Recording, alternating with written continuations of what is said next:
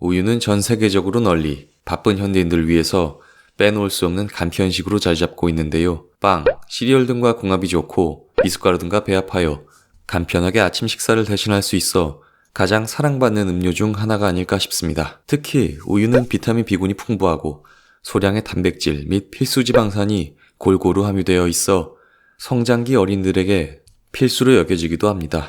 이렇게 장점만 있을 것 같은 우유가 나이가 들수록 독이 될 수도 있다는 사실 알고 계셨나요?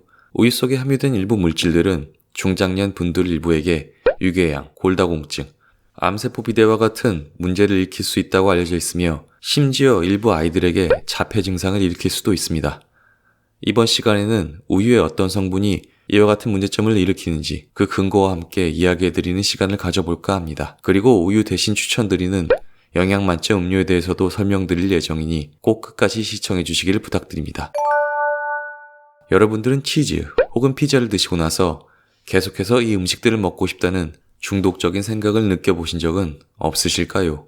실제로 치즈에 함유된 카제인 단백질이 불완전하게 소화될 경우 카소모르핀이라는 성분이 발생할 수 있는데 이는 의존, 탐닉 증상을 나타내게 하여 계속해서 치즈가 든 음식을 먹고 싶다는 생각이 들게 한다고 합니다. 때문에 한번 치즈를 먹게 되면 계속해서 폭식을 하게 되지 않을까 걱정하시는 분들이 계실 수도 있겠는데요.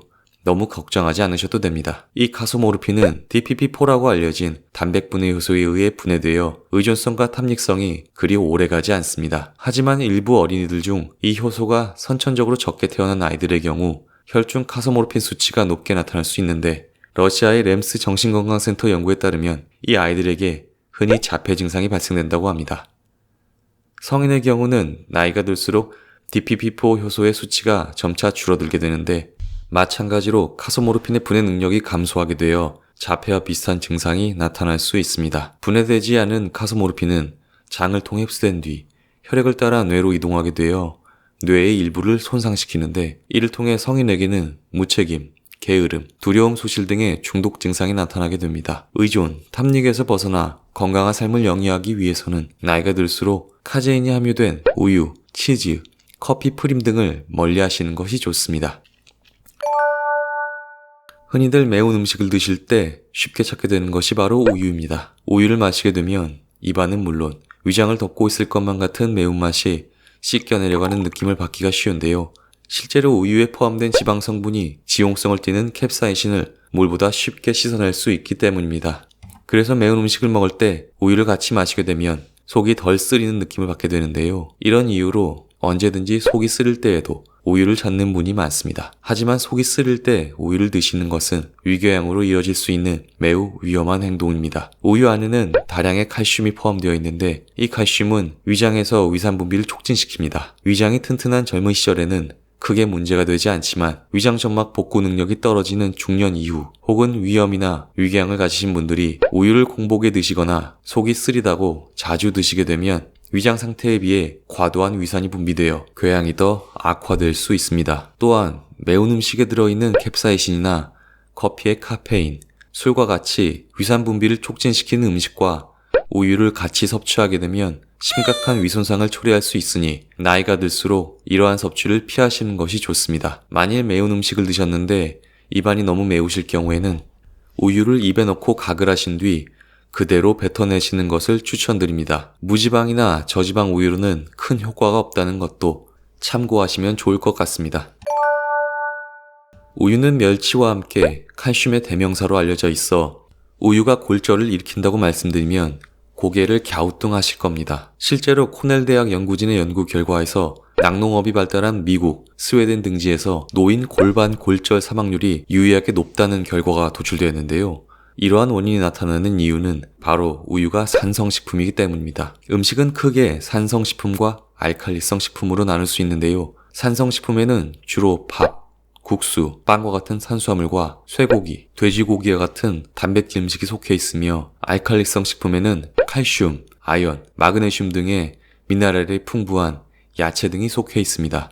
산성식품은 소화가 덜 된 산성물질이 발생하여 혈액에 녹아 혈액을 산성화시키는데요. 우리 몸은 이를 중화하기 위해 알칼리성인 칼슘을 뼈에서 뽑아내게 됩니다. 때문에 풍부한 야채를 곁들이지 않은 탄수화물과 단백질 위주의 식사를 하게 되면 우리 몸의 뼈는 계속해서 약해질 수밖에 없습니다. 하버드 대학 연구팀에 따르면 우유는 산성인 황을 포함하는 다량의 아미노산이 들어있는데 이것이 분해되어 발생되는 황산염을 중화시키기 위해 아이러니하게도 우리의 뼈는 계속해서 분해되고 약해진다고 합니다. 물론 뼈의 복구가 활발한 젊은 시절에는 이것이 큰 문제가 되지 않지만 중년 이후에 우유를 장기 섭취 시 골반 골절의 위험이 크게 증가할 수 있으며 특히 폐경기 여성에게 골다공증의 가속화를 유발할 수 있으니 뼈 건강을 위해선 우유를 멀리 하시는 것이 좋습니다. 다음은 오랫동안 논란거리가 되어온 주제인데요.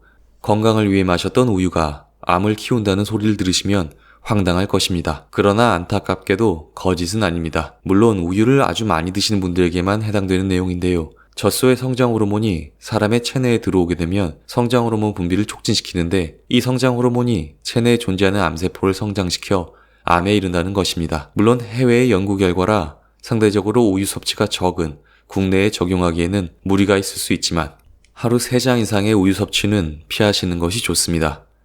특히 암에 대해 가족력이 있으시거나 암에 대한 기왕력이 있으신 분들은 우유의 섭취를 최대한 피해 주셔야 합니다. 또한 나이가 들수록 위산 분비가 점차 감소하게 되는데 이 때문에 성장 호르몬이 완전히 분해되지 않고 체내에 남아있을 가능성이 높아집니다. 그래서 중년 이후의 우유 섭취 역시 되도록이면 피하셔야 합니다. 보통 동물은 성장기 이후에 젖을 완전히 떼지만 유일하게 사람만이 성인이 되어서도 동물의 젖을 마시는 것 같습니다. 문득 이것이 자연의 섭리에 반하여 생기는 결과는 아닐까 생각해 봅니다.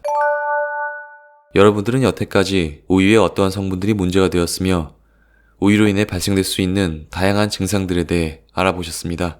이 내용들을 들으시고 우유를 피하고 싶지만 마땅히 우유를 대체할 만한 그 무언가가 딱히 떠오르지 않는 분들도 계실 것입니다. 그래서 제가 대신 추천드리는 음식은 아몬드 밀크입니다. 밀크라는 단어가 들어가지만 실제로 우유는 전혀 들어가 있지 않은 아몬드 음료로 우유보다 필수 지방산이 훨씬 많이 함유되어 있으며 콜레스테롤 함량은 더욱 적습니다. 게다가 아몬드는 알칼리성 식품으로 분류되어 오히려 우유보다 더 뼈에 건강한 음료로서 적합합니다. 앞으로 아침 식단을 아몬드 밀크와 꾸려보시고 더 건강한 삶을 영위해 보시는 것은 어떨까요? 다음에도 더 유익하고 알찬 정보로 돌아오겠습니다. 구독과 좋아요는 저에게 힘이 됩니다. 꼭 눌러주시기를 부탁드리면서 이만 마치겠습니다. 감사합니다.